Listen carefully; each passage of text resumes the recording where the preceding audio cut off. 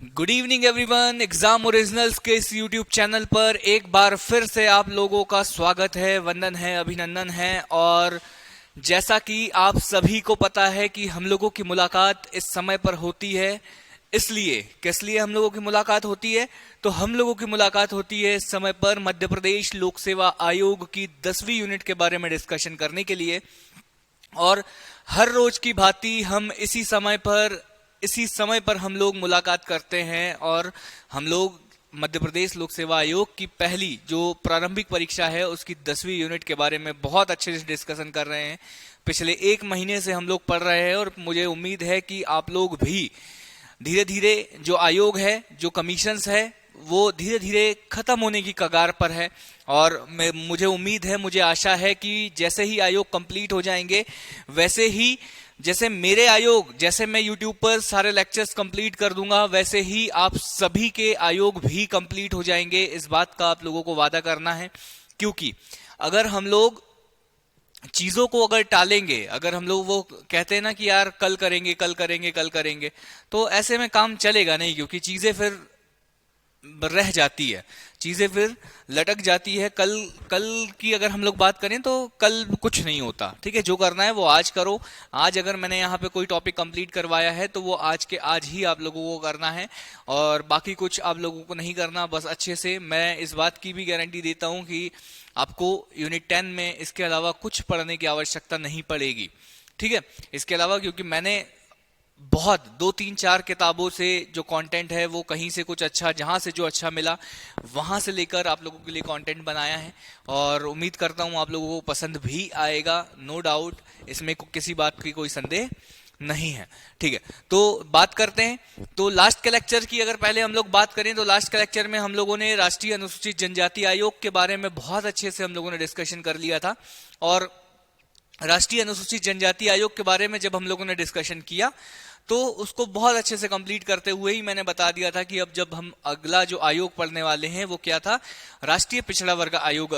ठीक है, राष्ट्रीय पिछड़ा वर्ग आयोग हम लोग पढ़ने वाले हैं।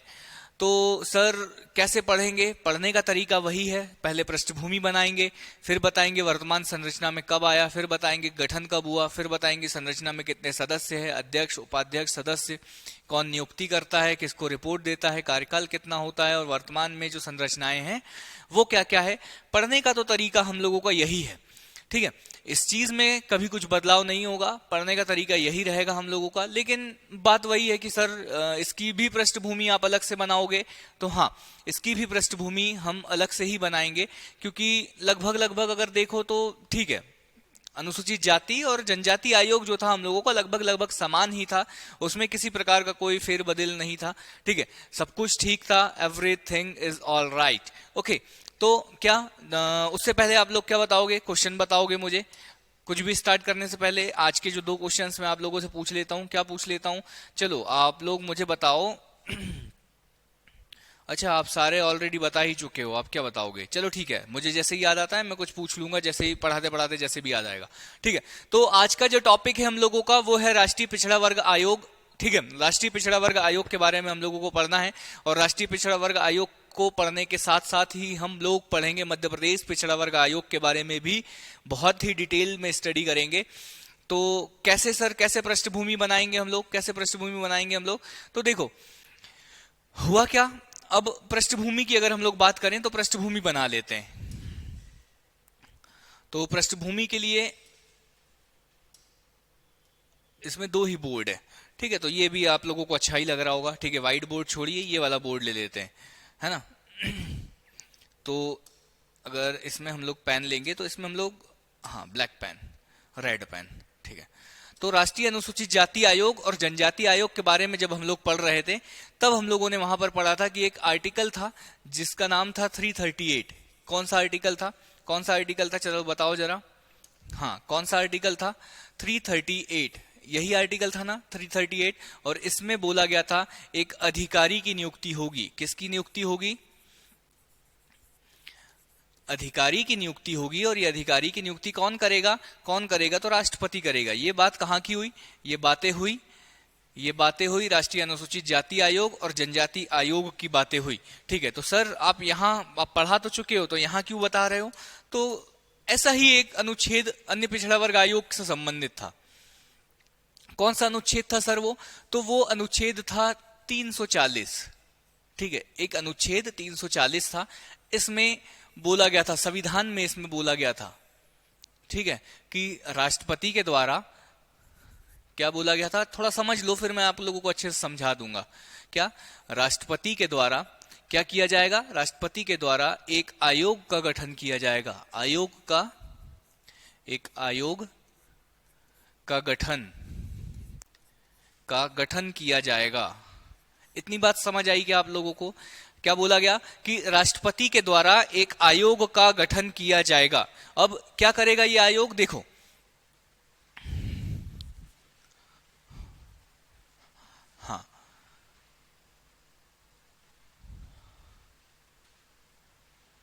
हाँ, तो संविधान निर्माणकर्ताओं ने जब अनुच्छेद 340 में ऐसा लिखा कि राष्ट्रपति के द्वारा एक आयोग का गठन किया जाएगा, तो इस आयोग को क्या काम होगा?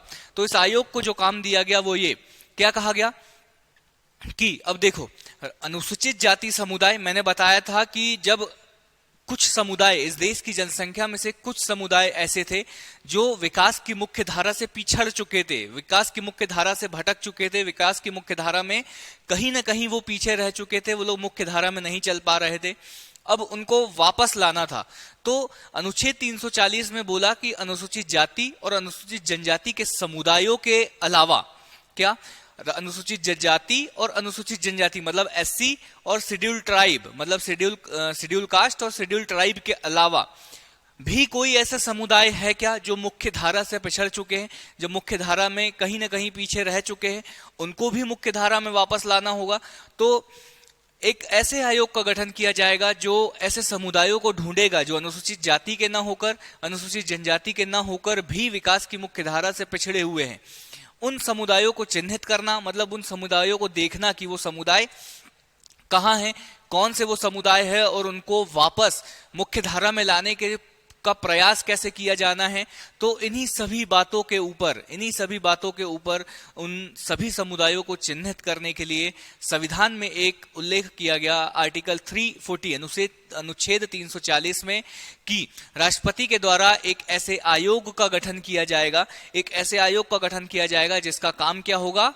जिसका काम होगा अनुसूचित जाति और जनजाति के समुदायों के अलावा जो भी समुदाय है जो पिछड़े हुए हैं, जो समुदाय मुख्य विकास की मुख्य धारा से भटक चुके हैं, ऐसे समुदायों को चिन्हित करने का काम दिया गया किसको? इस आयोग को। ठीक है, आपको समझ आया? अनुसूचित जाति और जनजाति में बोला गया था कि एक अधिकारी होगा, लेकिन अन्य पिछड़ा वर्ग मतलब दूसरे जो वर्ग है इन एससी और एसटी को छोड़कर जो लोग पिछड़े हुए थे उनके लिए क्या बात कही गई? उनके लिए बात कही गई कि एक आयोग होगा। ठीक है, ये बातें आप समझो, इतनी बातें हो गई। ठीक है, हाँ, व्हाइट में ज्यादा सही है, आप लोगों को दिख रहा होगा सारी चीजें। ठीक, तो ये हो गया। फिर क्या हुआ सर?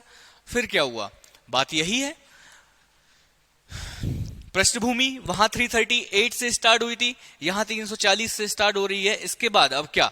संविधान में अगर कुछ बात बोल दी गई थी, संविधान में अगर कोई बात बोली गई थी तो इसका की पालना तो करना है, इसकी अनुपालना तो करना है, और वो अनुपालना भी किसको करनी है? तो राष्ट्रपति को करना है। और राष्ट्रपति ने ऐसे ही अनुपालना करी।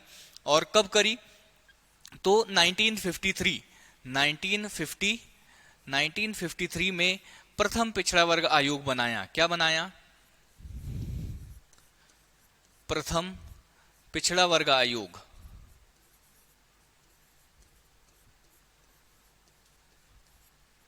पिछड़ा वर्ग आयोग, प्रथम पिछड़ा वर्ग आयोग बनाया। और इस प्रथम पिछड़ा वर्ग आयोग, इस प्रथम पिछड़ा वर्ग आयोग, इस वाली चीज को मैं इधर खिसका देता हूं। देखो 338 तो आप लोगों को समझ आ गया होगा, यहां समझ लेते हैं अच्छे से। ठीक है, तो इस प्रथम पिछड़ा वर्ग आयोग के जो अध्यक्ष बने, उनका नाम था काका कालेलकर। क्या नाम था? काका कालेलकर।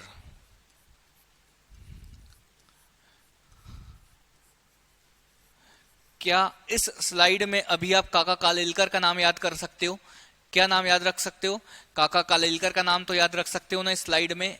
अगर कुछ यहाँ पर कुछ इंपॉर्टेंट है ना, तो यहाँ पर जो इंपॉर्टेंट है वो यही है। क्या नाम इंपॉर्टेंट है? वो नाम इंपॉर्टेंट है काका कालेलकर, काका कालेलकर। ठीक है।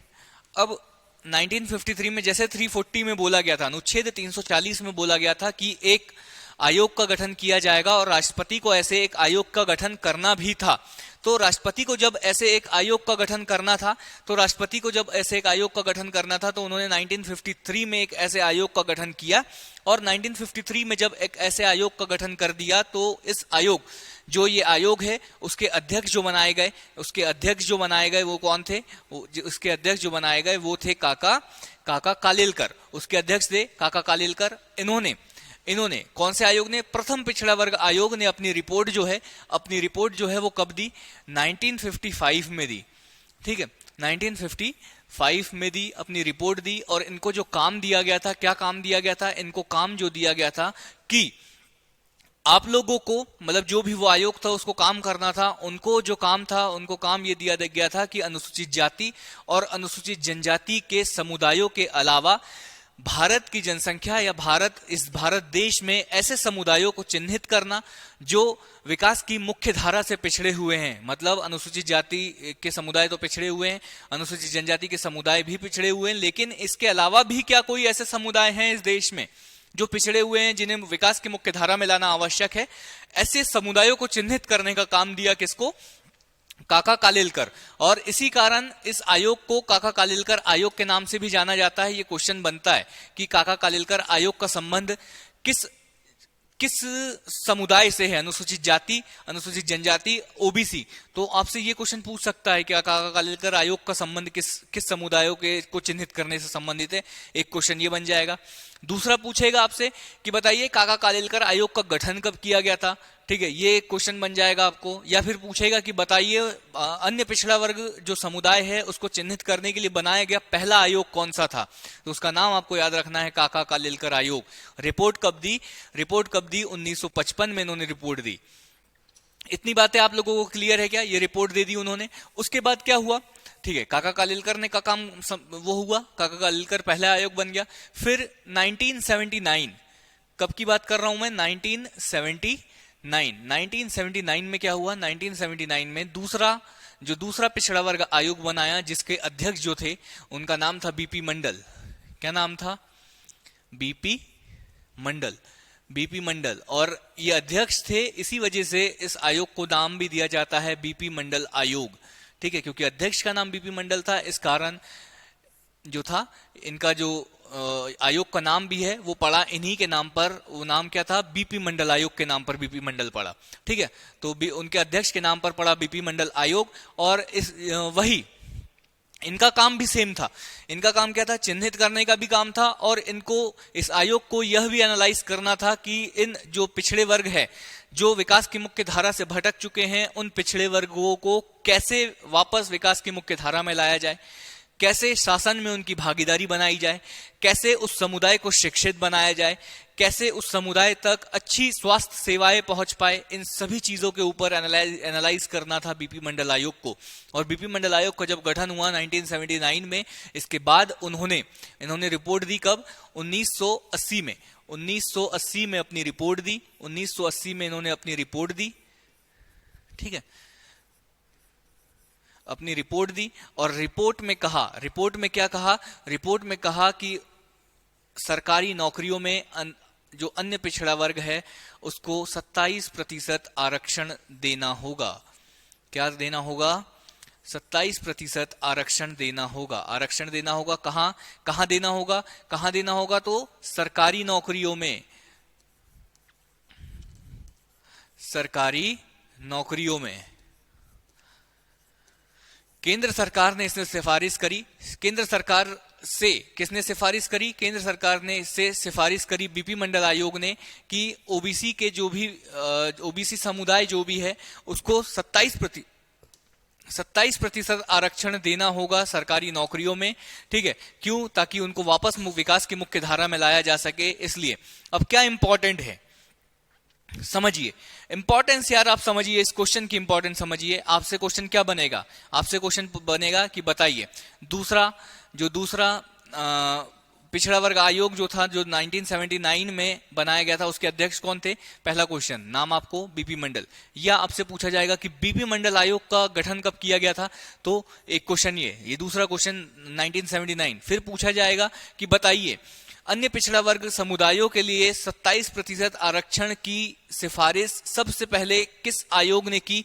तब आपको नाम याद रखना है, बीपी मंडल आयोग। ठीक है, फिर देखो कितनी सारी चीजें, कहां पर? सरकारी नौकरियों में 27% आरक्षण की बात कौन किया? तो बीपी मंडल आयोग को किया। ये सारे क्वेश्चंस बनते हैं सीधे सीधे। फिर सर आगे की बात क्या है? आगे की बात भी समझ लेंगे, आगे की बातें भी समझ लेंगे। ये आप लोगों को इतना समझ आया क्या? ठीक है, सरकारी नौकरियों में आरक्षण मिल गया। आरक्षण मिलने के बाद ठीक है, इसके बाद क्या हुआ?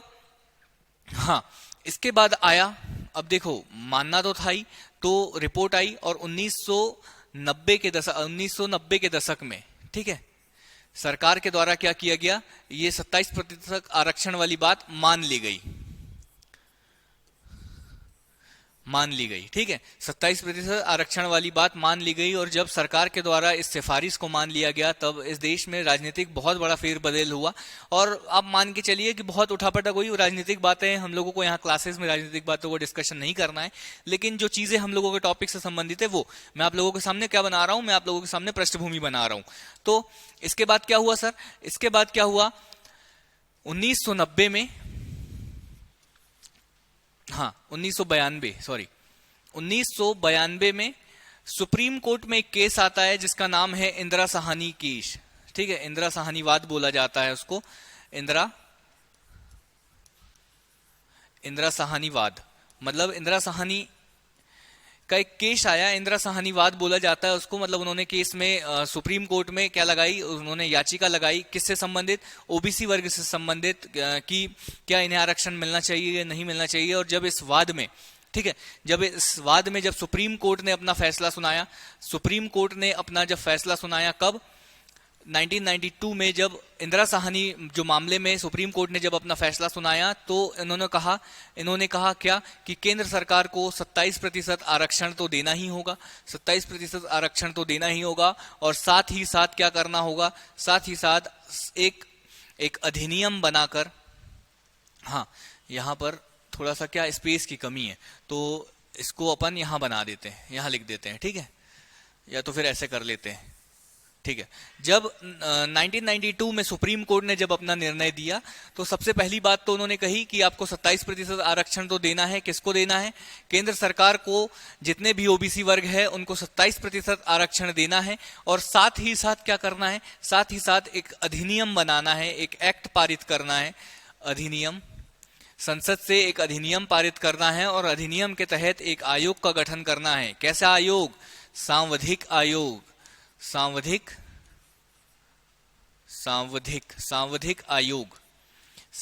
आयोग का गठन करना है। इस बात की बात कही गई सुप्रीम कोर्ट के द्वारा। अब सुप्रीम कोर्ट ने बोला है तो बात तो माननी ही थी। आरक्षण भी दिया गया और एक क्या किया गया? आरक्षण भी दिया गया और साथ ही साथ एक अधिनियम भी पारित किया गया, जिसे क्या बोला गया? कौन सा अधिनियम बोला गया जरा बताइए?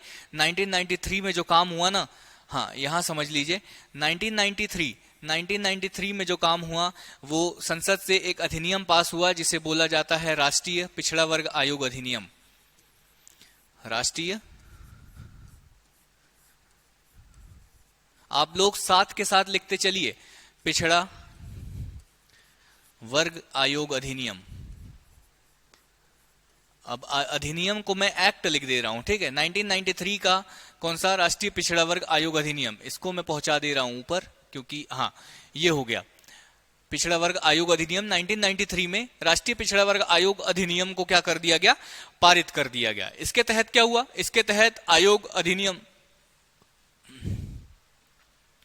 इसके तहत क्या हुआ? इसके तहत फिर अब एक जो देखो मैंने अभी बोला था अनुच्छेद 340 में एक आयोग के गठन का प्रावधान किया गया था, ठीक है। वहां से अब वो जो आयोग था ना अनुच्छेद 340 में, अब आप समझिए उसमें कोई निश्चितता नहीं थी। 53 में बना काका कालेलकर आयोग, फिर 1979 में बना कौन सा? बीपी मंडल आयोग। मतलब 15 साल के अंतराल में आयोगों का गठन किया जा रहा था। तब सुप्रीम कोर्ट ने कहा कि ऐसे तो काम नहीं चलेगा, ऐसे काम नहीं चलेगा तो फिर कैसे करना पड़ेगा, अगर किसी वर्ग को विकास की मुख्य धारा में लाना है तो उसके ऊपर प्रॉपर काम करना होगा। तो सुप्रीम कोर्ट ने कहा कि आप तो सबसे पहले उनको जो है सरकारी नौकरियों में क्या करो, 27% आरक्षण दे दो। ये बात है 1992 की। और अगर आप 27% आरक्षण दे रहे हैं तो साथ ही साथ आपको क्या करना होगा, साथ ही साथ आपको करना होगा एक अधिनियम पारित करना होगा संसद से, राज्यसभा जाएगा, लोकसभा जाएगा, राष्ट्रपति के द्वारा सिग्नेचर करवाना होगा और एक अधिनियम के तहत एक सावधिक निकाय का गठन करना होगा, एक सावधिक आयोग का गठन करना होगा। और सुप्रीम कोर्ट ने जैसा कहा तो गवर्नमेंट ने ऐसा ही किया। 1993 में एक राष्ट्रीय पिछड़ा वर्ग आयोग का गठन कर दिया गया और लगभग 1993 से लगभग 2016 तक, 2016 मतलब 2016 में लास्ट बार इसका गठन हुआ था, तो लगभग 2016 तक कितने आयोगों को गठन किया गया, 7 बार। कितनी बार? 7 बार राष्ट्रीय पिछड़ा वर्ग आयोग का गठन किया गया। और 7 इसके बाद तो सर 7 बार हुआ, इसके बाद अभी क्यों नहीं किया जा रहा? तो 2016 में किया था, 2016 से 18 तक रहा, लेकिन 2018 में फिर मोदी गवर्नमेंट जो वर्तमान में भारत सरकार जो है उसके द्वारा एक संविधान संशोधन विधेयक लाया गया। और इसके तहत क्या किया गया, तो भारत के संविधान में फिर से बदलाव किया गया। और भारत के संविधान में जब बदलाव किया गया तो क्या किया होगा सर, एक नया अनुच्छेद जोड़ा हो गया। ठीक है, तो कौन सा अनुच्छेद जोड़ा सर? तो सबसे पहली बात तो 102वां संविधान संशोधन 102 कॉन्स्टिट्यूशनल अमेंडमेंट 2018 में संविधान में संशोधन किया, एक नया अनुच्छेद जोड़ा गया, न्यू आर्टिकल जोड़ा गया। ठीक है, न्यू आर्टिकल जोड़ा गया। और न्यू आर्टिकल के तहत कौन सा आर्टिकल जोड़ा गया, तो 338B, इस आर्टिकल को जोड़ा गया। अरे सर ये तो हम लोगों ने कहीं पढ़ा हुआ है। बिल्कुल हाँ, आप लोगों ने पढ़ा हुआ है। अनुसूचित जाति आयोग 338, अनुसूचित जनजाति आयोग 338A, अनुसूचित अन्य पिछड़ा वर्ग आयोग 338B। तो सर क्या इसकी भी प्रोसेस वही है जो अनुसूचित जाति आयोग की संरचना जैसी थी, जैसे अनुसूचित जनजाति आयोग की संरचना थी, जैसे वहां पर राष्ट्रपति नियुक्त करता था? तो लगभग तो आप मान के चलिए कि समान ही है। इसीलिए तो मैं तीनों आयोगों को साथ में आप लोगों को पढ़ा रहा हूं। ठीक है, तो लेकिन पृष्ठभूमि सबकी अलग अलग है। लेकिन क्या है, पृष्ठभूमि सबकी अलग अलग है। क्या इंपॉर्टेंट है इस टॉपिक में? अरे यार कहां पहुंच गए?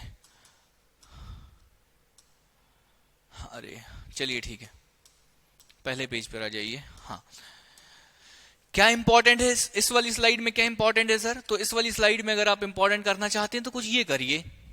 ठीक है, क्या करिए? ये करिए, आपसे पूछा जाएगा कि राष्ट्रीय पिछड़ा वर्ग आयोग को संवैधानिक रूप कब मिला।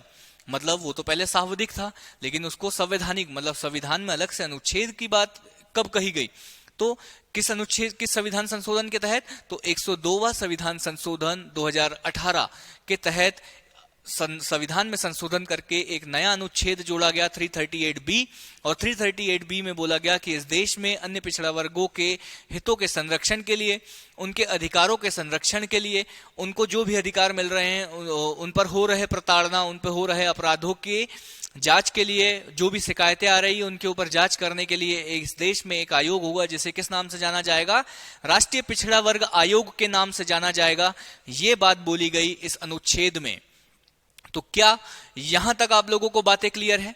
क्या यहां तक आप लोगों को बातें क्लियर है? कैसे अनुच्छेद 340 से बाद फिर काका कालेलकर आयोग आता है। काका कालेलकर के बाद क्या आएगा? काका कालेलकर आयोग के बाद आएगा क्या? बीपी मंडल आयोग। फिर बीपी मंडल आयोग के बाद इंदिरा साहनी जी का जो वो है वाद है। फिर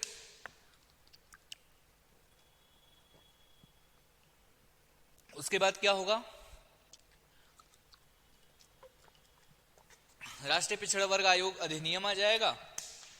और इस अधिनियम के बाद क्या होगा? तो इस अधिनियम के बाद होगा संविधान में संशोधन। और वो भी कौन से नंबर का? 102वां संविधान संशोधन 2018। और 102वां संविधान संशोधन 2018 के बाद क्या होगा दोस्त? इसके बाद होगा संविधान में संशोधन, एक नया अनुच्छेद जोड़ दिया गया 338B। और 338B को जोड़ने के बाद एक बोला गया कि एक संवैधानिक रूप में एक आयोग होगा जिसका काम होगा अन्य पिछड़ा वर्ग जो समुदाय है उसके हितों का संरक्षण करना, उसके जो भी उसके अधिकार है उनका संरक्षण करना, उन अधिकारों को उन समुदाय तक पहुंचाने का काम जो होगा वो किसका होगा, इस आयोग का होगा। ये बात बोली गई। क्या आप लोगों को इतनी बातें क्लियर है? अगर इतनी बातें क्लियर है तो हम लोग आगे बढ़े, नहीं तो फिर मैं रुक जाता हूं। क्या इतनी बातें क्लियर है? ठीक है। अब जो स्लाइडों में आएगी ना, ये सारी चीजें मैं आप लोगों को पृष्ठभूमि बता चुका हूं, स्लाइडों में यही सारी चीजें लिखी हुई है, तो मैं जस्ट रीडिंग कर देता हूं ताकि आप लोगों को भरोसा हो जाए कि हाँ सर ने जो पढ़ाया है वो सारी चीजें बिल्कुल सही है, वो सारी चीजें बिल्कुल सही है। तो देखिए यहां से हम लोग चालू करते हैं तो बात वही है, क्या बात बोल रहे हैं? अनुच्छेद 340 के अनुसार क्या है कि जो लोग हैं राष्ट्रपति के द्वारा सामाजिक और शैक्षणिक रूप से दृष्टि जो भी लोग हैं उनको चिन्हित करने की बात कही, और साथ ही साथ ये आयोग क्या करेगा, साथ ही साथ अपनी एक रिपोर्ट प्रस्तुत करेगा, सिफारिश के समय एक अपनी रिपोर्ट प्रस्तुत करेगा। किसके पास? राष्ट्रपति के पास। राष्ट्रपति के पास अपनी एक रिपोर्ट प्रस्तुत करेगा। ये बात बोली। कौन से वाले आयोग की बात करी? ये काका कालेलकर वाले आयोग 344 के तहत जिनका गठन हुआ है। ठीक है, वही पालना हुई। क्या डेट जो याद रखनी है आपको, ये 29 जनवरी 1953 को राष्ट्रपति के द्वारा क्या कर दिया गया? हाँ, राष्ट्रपति के द्वारा क्या कर दिया गया? एक काका कालेलकर आयोग का गठन कर दिया गया इनकी अध्यक्षता में। काका कालेलकर आयोग क्यों बोला जाता है? क्योंकि अध्यक्ष थे उस आयोग के काका कालेलकर आयोग, और इसी आयोग को प्रथम पिछड़ा वर्ग आयोग भी कहा जाता है। ये चीज आप लोग याद रख लीजिएगा। ठीक है, इन्होंने अपनी रिपोर्ट जो है 1955 में दी, उसी को काका कालेलकर आयोग भी बोला जाता है, प्रथम पिछड़ा वर्ग आयोग भी कहा जाता है। और इनको जो काम दिया गया, उनको काम क्या दिया गया था? पिछड़े वर्गों की पहचान करना है। अनुसूचित जाति आयोग और अनुसूचित जनजाति आयोगों, अनुसूचित जाति समुदाय और अनुसूचित जनजाति समुदाय के अलावा पिछड़े वर्ग जो और भी लोग पिछड़े हुए हैं, उन पिछड़े वर्गों को के जो समुदाय है उनको उनकी पहचान करना, उनको चिन्हित करने का काम जो दिया गया था वो किसको दिया गया था? काका कालेलकर आयोग को। ठीक है, बाद में क्या हुआ? 1979 में दूसरे पिछड़े वर्ग आयोग का गठन कर दिया गया। बता चुका हूं ऑलरेडी। कौन थे इसके अध्यक्ष? इसके अध्यक्ष थे बीपी मंडल। सारी चीज मैंने आपको ऑलरेडी बता चुका हूं कि क्या है। 1980 में अपनी रिपोर्ट इन्होंने सौंपी, और जो बात कही वो कही कौन सी? 27% आरक्षण, सरकारी नौकरियों में 27% आरक्षण की सिफारिश करी। 1990 में सरकार ने इनकी बात मान ली। ये चीज भी मैंने आप लोगों को बता दिया, और ठीक है ये बात भी बता दी। उसके बाद क्या हुआ? 92 में इंदिरा साहनी मामला आया। ये चीज भी मैं आप लोगों को बता चुका हूं। इंदिरा साहनी मामला आया और उसके बाद इंदिरा साहनी मामले में बोला गया 27% आरक्षण तो देना ही है, साथ ही साथ एक सावधिक निकाय का भी गठन करना है। ये सारी बातें बोली गई। क्या यहां तक आप लोगों को बातें क्लियर है? फिर सारी चीजें वही अधिनियम आ गया। 1993 में कौन सा अधिनियम आ गया? राष्ट्रीय पिछड़ा वर्ग आयोग अधिनियम आ गया। ये चीज मैंने आप लोगों को बता चुका हूं। और कुल 7 बार 1993 से 2016 तक 7 बार क्या किया गया? 7 बार 1997 से 2016 तक 7 बार इस आयोग का गठन किया गया। और इसके बाद की जो बातें हैं वो आप लोग पता है। जो 7 बार के आयोग है, देखिए ये ज्यादा इंपॉर्टेंट नहीं है। ये जो मैंने आयोग लिखे हैं 7, ये ज्यादा इंपॉर्टेंट नहीं है ना, इससे कभी कोई प्रश्न बनता है ना कभी कुछ बनेगा। लेकिन ठीक है, एक बार आप लोगों को बताना है कि कौन कौन से वो आयोग थे। तो पहले पिछड़ा वर्ग जो आयोग हुआ था, जो सावधिक रूप में सबसे पहली बार आया था, उसके जो अध्यक्ष थे 1993 में, उनका नाम था आर.एन. प्रसाद। दूसरी बार गठन हुआ था 1997 में, मतलब हर 3 साल 4 साल में गठन हो रहा है। ठीक है, तो उसके जो अध्यक्ष थे वो श्याम सुंदर थे। बस आप लोग एक एक बार पढ़ लीजिएगा। ठीक है, बाकी मैं तो कहूंगा कि आप छोड़ भी सकते हो, लेकिन ठीक है मैंने आप लोगों को बता दिया क्योंकि मैंने बताया था कि 7 आयोग थे, तो वो 7 आयोग ये है। अलग अलग व्यक्ति की अध्यक्षता में 7 आयोगों को गठन किया गया था। ये अध्यक्ष रहे उस समय पर। लेकिन जो इंपॉर्टेंट है ना, जो चीज आप छोड़ नहीं सकते वो ये, क्या क्या नहीं छोड़ सकते? ये संवैधानिक पिछड़ा वर्ग आयोग, ये कि कैसे सावधिक पिछड़ा वर्ग आयोग एक संवैधानिक पिछड़ा वर्ग आयोग में बदल गया। और वो कैसे बदल गया? 102वां संविधान संशोधन, ये जो लिखा हुआ है ना 102वां संविधान संशोधन अधिनियम या 102वां संविधान संशोधन 2018 में बदल गया, संविधान में बदल गया। और कौन सा अनुच्छेद नया जोड़ा गया? नया अनुच्छेद जोड़ा गया 338B। क्या ये बात आप लोगों को क्लियर है? ये चीज तो मैं समझा चुके हो सर, कोई दिक्कत नहीं है। होता क्या है देखो, हाँ ये चीज आप समझ लो। जब भी सरकार को जब भी सरकार को संविधान में संशोधन करना होता है तो वो एक बिल लेकर आती है, संविधान संशोधन अधिनियम या जो बिल है, ठीक है, बिल या विधेयक लेकर आती है। अब इस विधेयक को कोई ना कोई नंबर देना होता, मतलब पहली बार अगर संविधान संशोधन करना है तो उस बिल का नाम रहता है फर्स्ट संविधान संशोधन विधेयक, ठीक है, पहला संविधान संशोधन विधेयक। अब वो आया, अगर वो पास हो गया और संविधान में कुछ बदलाव किया तो उस जो बदलाव है उसको कहा जाएगा प्रथम संविधान संशोधन, ठीक है। लेकिन होता क्या है, कई बार बिल हम लोग लेकर आते हैं, मान के चलो मैंने 15वां नंबर का बिल लेके आया कि 15वां संविधान संशोधन जो विधेयक है, अब वो पास नहीं हो पाया तो अगला बिल आएगा वो 15वां नहीं आएगा, अगला बिल जो आएगा वो 16वां आएगा, 15वां फेल हो गया, ठीक है। तो ऐसे ही जो बिल की जो संख्या होती है ना, ये विधेयक जो ये बिल की संख्या होती है ना, ये अब जैसे देखो मैंने बोला कि ये 123वां नंबर का बिल था, सरकार ने 123वें बार कोशिश करी थी कि संविधान में कुछ बदलाव करे, लेकिन जब पास हो गया तो वो कहलाया क्या, 102वां संविधान संशोधन। क्योंकि मतलब आप समझ लीजिए कि लगभग 21 बार संविधान संशोधन विधेयक बिल जो है वो पास नहीं हो पाया, आप ऐसे समझ जाइए, ठीक है। लेकिन जो नंबर है वो बढ़ता जा रहा है और जो संशोधन का जो नंबर है वो तो ये है, ठीक है। तो ये चीजें आप लोगों को समझ आई, हाँ, ये चीज हम लोग समझ लेते हैं। इसके बाद हाँ, ये चीज ये थोड़ी सी इंपॉर्टेंट है, देखो आप लोग भी थक गए होंगे तो मैं थोड़ा सा आप लोगों को ये बता देता हूँ। आप लोग क्या आंखें बंद करके सुन भी सकते हो, देखना नहीं चाहते तो कोई बात नहीं। राजव्यवस्था का मतलब पॉलिटी, हाँ, पॉलिटी पॉलिटी पॉलिटी की पूरी व्यवस्था कर दी गई। मतलब अगर आपको राजव्यवस्था मतलब पॉलिटी में अगर आप लोगों को कुछ भी नहीं आता है, मतलब आज अगर आप जीरो हो, आप लोगों को कुछ भी नहीं आता है, तो इस बात की गारंटी मैं देता हूं कि आप लोग इसमें महारत हासिल करोगे। और कैसे महारत हासिल करोगे, तो पॉलिटी को पढ़ाऊंगा मैं। राजव्यवस्था की पूरी व्यवस्था कर दी गई है मेरे द्वारा और ये आपको मिलेगी सिर्फ और सिर्फ एग्जाम ओरिजिनल्स के ऐप पर। और इसका जो अमाउंट है वो 699, मात्र 699 रुपए में आप लोगों को पूरी की पूरी पॉलिटी। क्या क्या होगा सर इस पॉलिटी में, तो प्री तो होगा ही, ठीक है, प्री तो होगा किस चीज का, एमपीपीएससी का प्री होगा, साथ में मेंस होगा, किस चीज का मेंस होगा, एमपीपीएससी का। और इसके साथ जो सबसे बड़ी बात मैं आप लोगों को बताऊं, वन डे एग्जाम्स।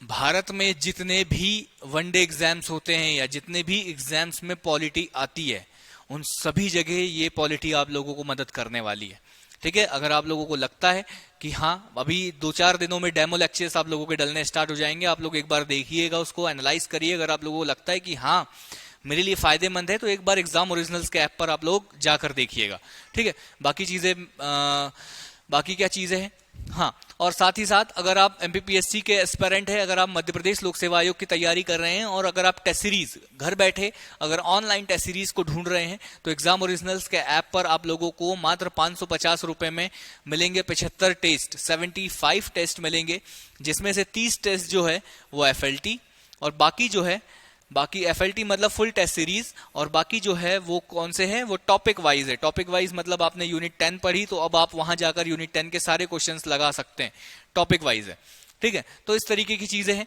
बाकी हम लोग वापस टॉपिक पर आ ही जाएंगे, ठीक है। तो यहां तक अगर आप लोगों को सब कुछ समझ आया होगा, तो इसके बाद की क्लासेस हम लोग स्टार्ट करते हैं। जस्ट आने वाले 10 मिनट में ये क्लास खत्म हो जाएगी। इसके बाद जो है हम लोगों का नया टॉपिक होगा, लेकिन वो नए लेक्चर में होगा। आज का लेक्चर यहीं तक रहेगा, ओबीसी आयोग हम लोगों को कंप्लीट कराना है। उम्मीद करता हूं कि आप सभी लोग अच्छे होंगे, एनर्जेटिक होंगे, ठीक है, खुश होना सब लोग, कोई दिक्कत तो नहीं है। मुझसे कोई शिकायत है तो आप लोग कमेंट बॉक्स में शिकायत भी लिख सकते हैं। अगर कुछ कमियां हैं, कुछ चीजें अगर आप लोगों को गलत लगती है तो वो चीज भी आप कमेंट बॉक्स में लिख सकते हो। इस बात में कोई बुरा मानने वाली बात नहीं, कि ऐसा मत सोचा करो कि सर बुरा मान गए तो क्या हो गया, ठीक है, कोई बात नहीं, होता है कभी कभी कुछ चीजें क्या रहती है हमें नहीं पता रहती है, हो सकता है वो चीजें आप नोटिस कर रहे हो तो आप हमें बता दीजिए, ठीक है। सारी चीजें, ये चीज मैं आप लोगों से एक्सेप्ट करता हूं कि आप लोगों को अगर कुछ चीजें बुरी लगती है तो वो आप लोग कमेंट बॉक्स में ही बताएंगे, मन में नहीं रखेंगे, लिख दिया करो कुछ रहता है मन में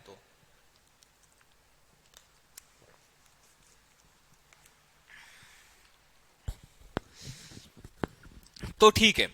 यहां तक जो थी, यहां तक हम लोगों की थी अन्य पिछड़ा वर्ग आयोग की पृष्ठभूमि।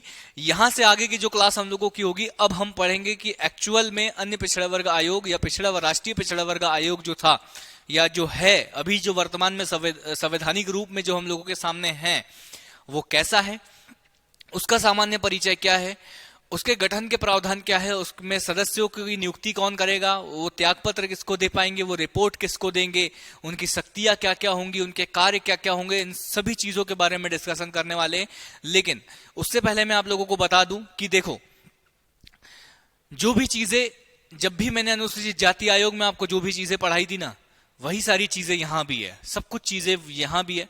तो आप लोगों ने अगर वो पुरानी क्लासेस नहीं देखी है तो आप लोगों को मेरे हिसाब से पहले वो क्लासेस देखनी चाहिए, उसके बाद ये क्लास देखना।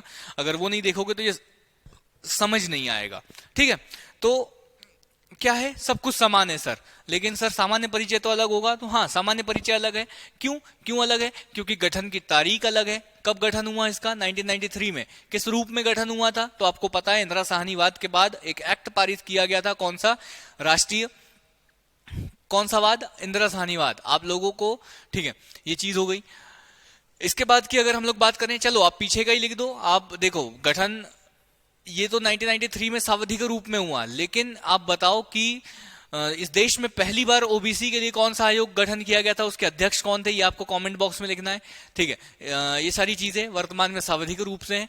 मुख्यालय जो है इसका ये दिल्ली में है, और जो नोडल मंत्रालय है इसका सामाजिक न्याय एवं कल्याण मंत्रालय। ये चीज आपको याद रखना है। एससी, एसटी और ओबीसी, ये तीन समुदायों के लिए जो आयोग है उसमें से अब बताइए क्या? देखो, एक तो महिला आयोग है, बाल संरक्षण आयोग है, बाल अधिकार संरक्षण आयोग। इन दोनों के जो नोडल मंत्रालय है वो क्या है? महिला एवं बाल विकास मंत्रालय, ठीक है।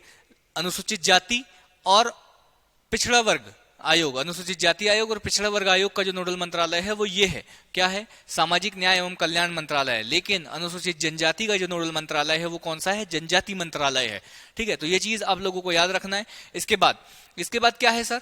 बात वही सर, कहानी तो वहीं से चालू हो गई। यहां पर आप 338B कर लीजिएगा, 338B सब क्लॉस 1। तो सर 338 सब क्लॉस 1 में लिखा हुआ था कि शैक्षणिक, सामाजिक और आर्थिक दृष्टि से जो अनुसूचित जातियों के जो समुदाय है, उन समुदायों के हितों के संरक्षण, उनके अधिकारों के संरक्षण और उन पर हो रहे अपराधों को कम करने के लिए इस देश में राष्ट्रीय अनुसूचित जाति आयोग होगा।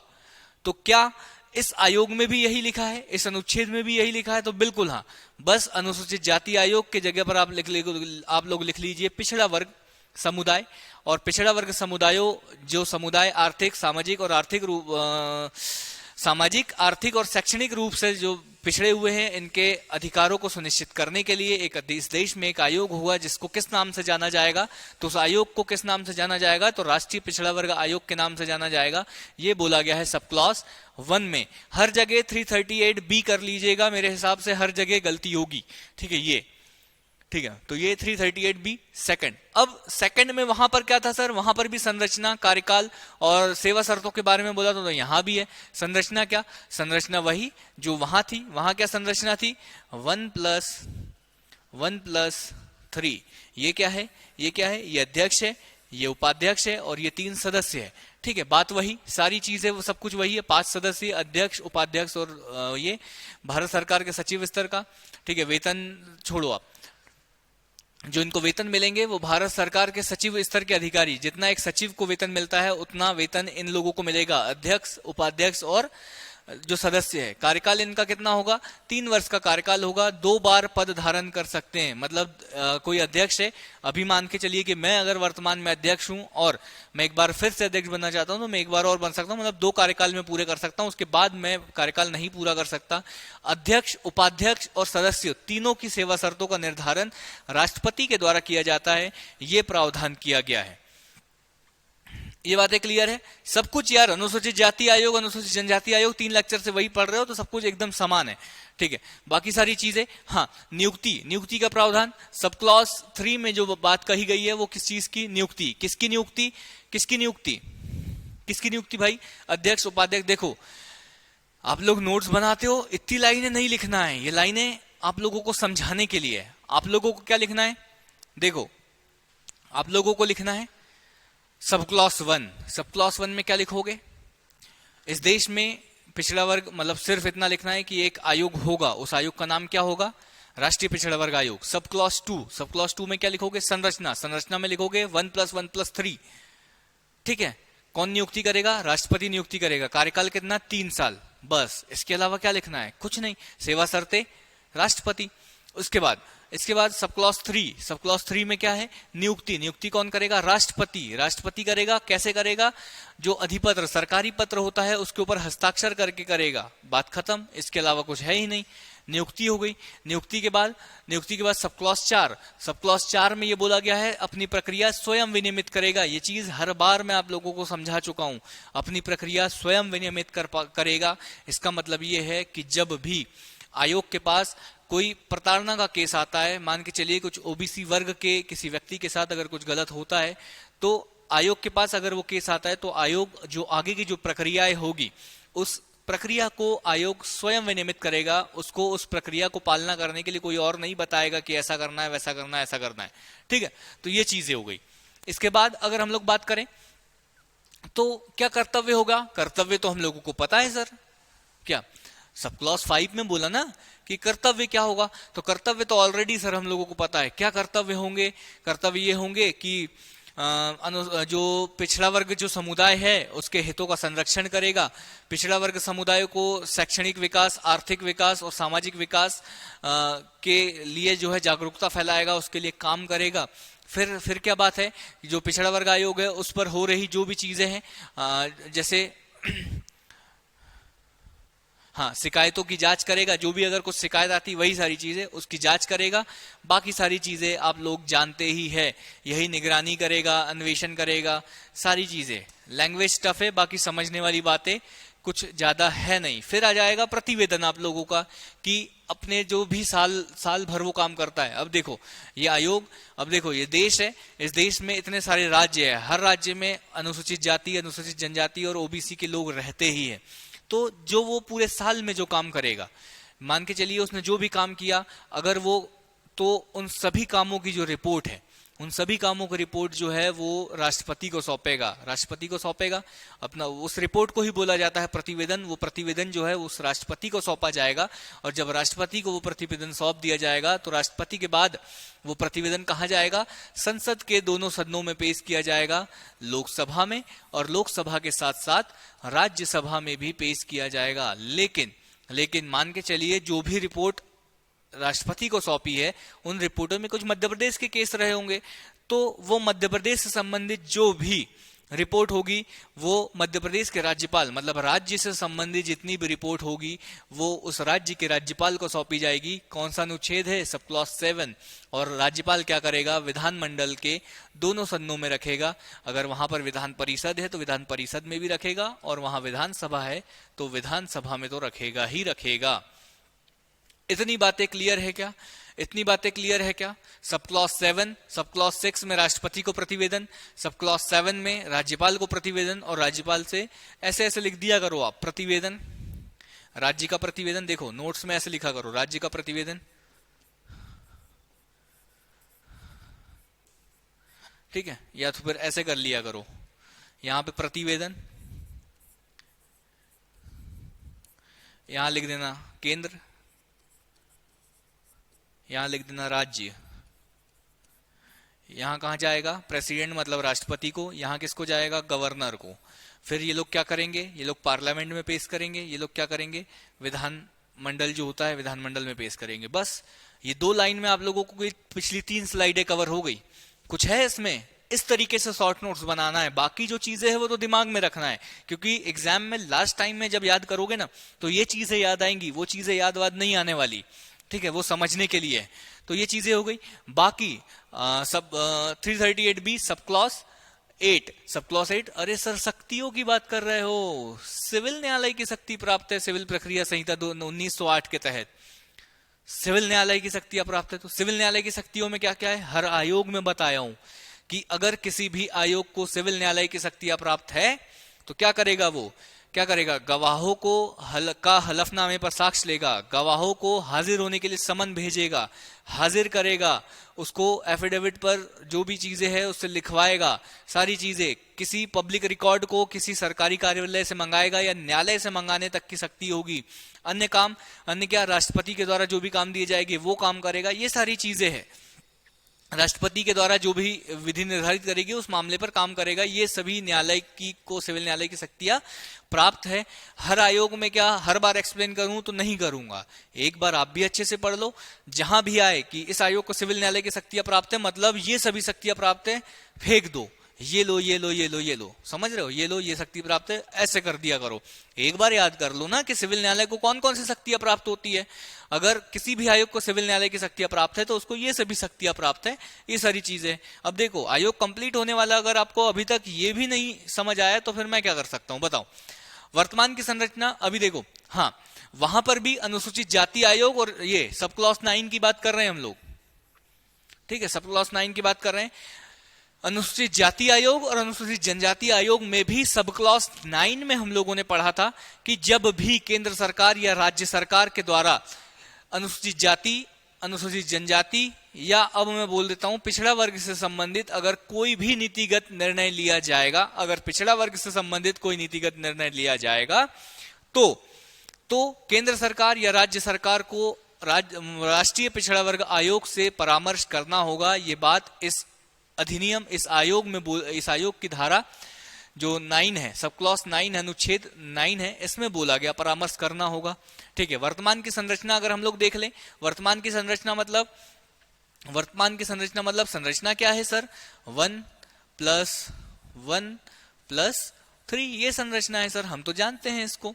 तो जो वर्तमान में जो ये वाला 1 है, ये वाले 1 मतलब जो अध्यक्ष है उनका नाम है भगवान लाल साहनी। ये नाम याद रख लोगे, रखना ही पड़ेगा, कुछ कर ही नहीं सकते क्योंकि वर्तमान के अध्यक्ष है तो इनको तो आप भूल ही नहीं सकते। तो भगवान लाल साहनी। जो ये उपाध्यक्ष है उनका नाम है लोकेश कुमार प्रजापति। जो उपाध्यक्ष, ये दूसरे वाले जो 1 है ना, ये दूसरे वाले जो 1 है इनका नाम है लोकेश कुमार प्रजापति। ठीक है, बाकी सुधा यादव, कुलेंद्र सिंह पटेल और थालोजी आचार्य, ये जो 3 है ना, हाँ ये जो 3 है, ये 3 सदस्य। क्या ये आप लोगों को इतनी बातें क्लियर है आप लोगों को? तो अगर आप लोगों को क्लियर है तो हम लोग आगे बढ़ सकते हैं। ओके, फिर क्या है सर, कुछ है नहीं, मतलब आप समझ ले राष्ट्रीय पिछड़ा वर्ग आयोग आप लोगों ने पढ़ लिया, लेकिन समझिए राज्य में मध्य प्रदेश राज्य ने भी मध्य प्रदेश पिछड़ा वर्ग आयोग का गठन किया गया था। और मध्य प्रदेश पिछड़ा वर्ग आयोग का गठन 1993 मार्च 1993 13 मार्च 1993, ये डेट आप लोगों को याद रखना है। ये सीधे सीधे डेट पूछी जाती है। क्या पूछी जाएगी कि बताइए मध्य प्रदेश पिछड़ा वर्ग आयोग का गठन किस तारीख को हुआ? तो 13 मार्च 1993, ये डेट याद रखना है। ठीक है, ये इंपॉर्टेंट हो गई। किस अधिनियम के तहत हुआ? तो मध्य प्रदेश राज्य में भी एक अधिनियम पारित किया गया जिसका नाम क्या है, मध्य प्रदेश राज्य पिछड़ा वर्ग आयोग अधिनियम 1995 के तहत किया गया। संरचना में क्या है, संरचना में क्या है तो 1 + 2 मतलब एक अध्यक्ष होगा और 2 सदस्य होंगे। ठीक है, ये बात बोली गई। मुख्यालय कहाँ होगा? भोपाल, राजधानी है तो भोपाल में ही होगा। जो कार्यालय होगा, कार्यालय क्या होगा, 3 वर्ष का होगा कार्यकाल। प्रथम अध्यक्ष इसके जो थे उनका नाम था बसंत राव, ये नाम आपको याद रखना है कि बसंत राव इसके प्रथम अध्यक्ष थे। और राज्य सरकार द्वारा नियुक्ति, अब देखो जब हम लोगों ने राष्ट्रीय मध्य प्रदेश जनजाति आयोग पढ़ा था ना, मध्य प्रदेश का जो जनजाति आयोग था उसमें हम लोगों ने देखा था कि वहां पर नियुक्ति, पद से हटाना, कार्यकाल, सेवा शर्तों का निर्धारण राज्यपाल कर रहा था। लेकिन यहाँ पर ये चीज याद रखने वाली है कि यहाँ पर जो काम है वो राज्य सरकार के द्वारा किया जा रहा है। यहाँ पे राज्यपाल का रोल नहीं है, राज्य सरकार जो कहेगी वो होगा। मतलब मुख्यमंत्री, मतलब मंत्री परिषद जो काम करेगा, जो चीज जो नियुक्ति है मंत्री परिषद करेगी, त्यागपत्र मंत्री परिषद लेगा, या मतलब केंद्र सरकार लेगी, सॉरी राज्य सरकार लेगी। और पद से हटाने का काम भी जो है वो राज्य सरकार ही करेगी, ये बात बोली गई। ठीक है, ये चीज हो गई, ये चीज आप लोग समझिए। इसके बाद क्या बात है, अध्यक्षों की सूची जो पहले मैंने बताया बसंत राव उइके, इनके अलावा आज आप वर्तमान वाला याद रख लीजिए, राधेलाल बघेल, ये नाम आप याद रख लो, लेकिन एक एक बार रीडिंग जरूर आप लोगों को मारना है। तो पहले जो थे वो थे बसंत राव, वर्तमान में है राधेलाल बघेल। इसके बाद अगर कुछ पढ़ना है तो ये हीरालाल, हीरालाल वर्मा, सरदार सिंह डंगस ये 2 बार बन गए हैं। ठीक है, तो ये नाम आप लोगों को याद रखना है। सरदार सिंह डंगस मध्य प्रदेश पिछड़ा वर्ग आयोग के 2 बार अध्यक्ष बनने वाले जो व्यक्ति है वो है बाबूलाल कुशवाहा। फिर अगर हम लोग बात करें तो महादेव वर्मा या मधु वर्मा के नाम से इनको जाना जाता है। तो ये होगा, ये वर्तमान के अध्यक्ष है हम लोगों के मध्य प्रदेश पिछड़ा वर्ग आयोग के राधेलाल बघेल जी। इसके बाद की बात अगर हम लोग करें तो बस बाकी बातें कुछ है नहीं करने के लिए। ये आप लोगों का हो गया टॉपिक कंप्लीट, मेरा काम हो गया खत्म। अब आप लोगों का काम क्या है? आप लोगों का काम है इस टॉपिक को मेरे साथ ही कंप्लीट कर लेना। 2 सेकंड में पानी पी लूं, फिर अपन एंड करते हैं इस क्लास को। तो कुछ लिख दीजिए कमेंट में, अगर अच्छा लगा हुआ है तो थम एक अंगूठा दिखा दीजिए। और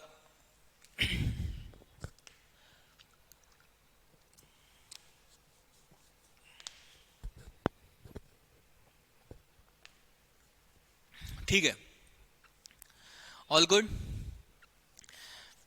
हाँ, चलो मैं 5 मिनट के लिए आप लोगों से पूछ लेता हूं कि बताइए, क्या बताइए? राष्ट्रीय अनुसूचित जाति आयोग और राष्ट्रीय अनुसूचित जनजाति आयोग और आज जो हम लोगों ने कंप्लीट किया राष्ट्रीय पिछड़ा वर्ग आयोग, इन तीनों आयोग में कोई भी डाउट हो, अगर आपको किसी भी प्रकार का कोई भी डाउट हो तो आज के इस लेक्चर के कमेंट में जरूर लिख दीजिएगा, ताकि कल की जो क्लास है वो स्टार्ट करने से पहले मैं इन तीनों आयोगों का डाउट जो है आप लोगों को क्लियर कर पाऊं। ठीक है, क्योंकि इन तीनों आयोगों में समानता है। जब भी आप इन आयोगों को पढ़े तो तीनों आयोगों को एक साथ रखकर पढ़े, एक साथ पढ़ोगे तो बहुत जल्दी आप लोगों को याद हो जाएगा। ठीक है, तो ये चीज भी मैंने आप लोगों को बता दी। आप लोगों को इन आयोगों से संबंधित अगर कोई भी प्रॉब्लम है तो आप कमेंट बॉक्स में लिखिए, लेकिन वो चीज मैंने आप लोगों को बता ही दी। क्या? हाँ,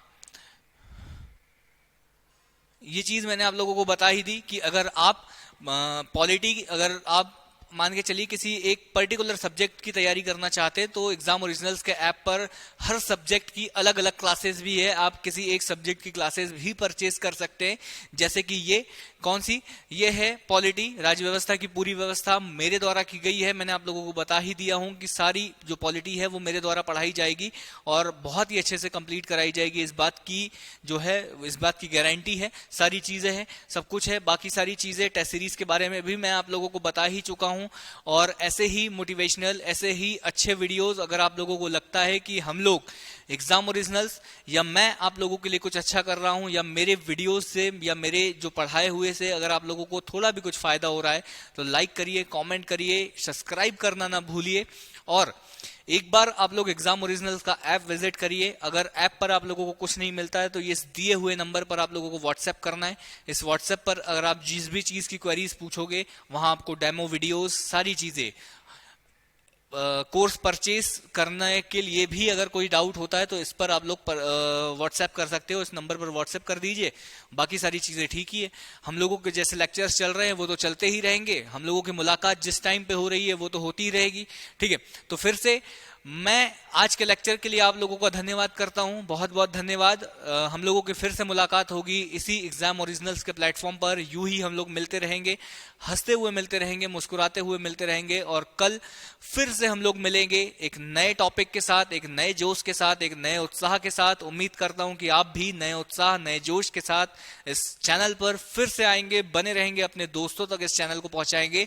बहुत बहुत धन्यवाद, थैंक यू।